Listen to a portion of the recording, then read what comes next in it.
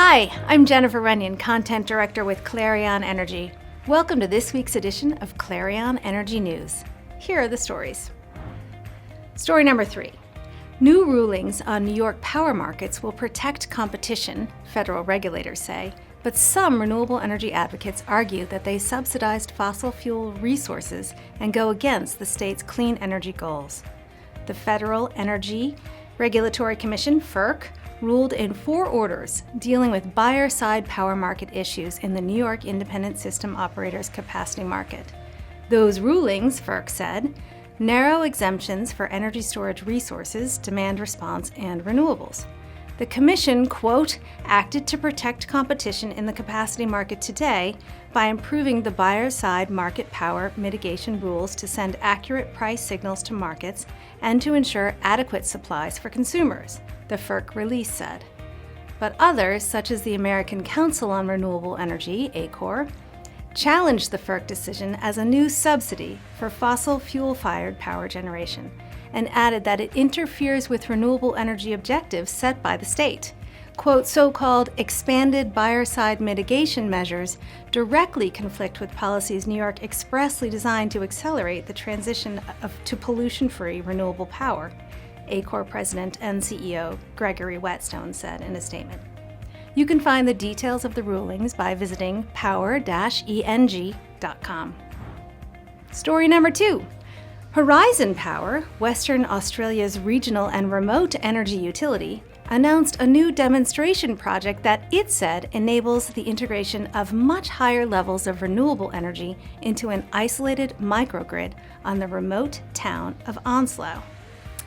Horizon Power's Onslow project integrates a solar farm and battery storage system with a gas-fired power station, all of which are coordinated by the Pikes Energy Solutions microgrid controller. The controller takes data from the energy assets and optimizes renewable energy output and power quality, said Pikes. Lower operating costs are expected as solar power displaces diesel generation. Onslow customers have also been incentivized to install solar and battery at their homes as part of the project, which tests the management of renewable energy in an isolated regional community. Horizon Power Chief Executive Officer Stephanie Unwin said the work underway in Onslow was a significant part of the state's renewable energy transformation, building both Western Australian capability and more renewable-friendly systems for their regional communities.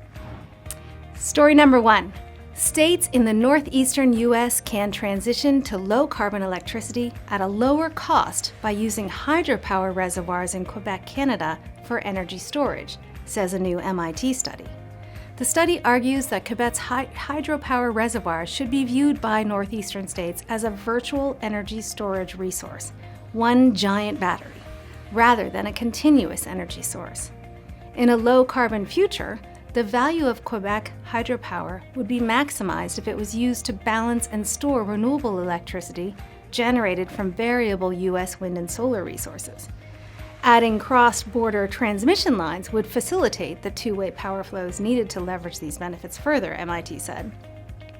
Using a capacity expansion and dispatch model to simulate a power system covering New England, New York, and Quebec, the MIT researchers showed that two-way trading between the U.S. Northeast and Quebec would help reduce overall power system costs, decrease dependence on natural gas in the U.S., and lower the need for carbon capture and sequestration in a decarbonized electricity system.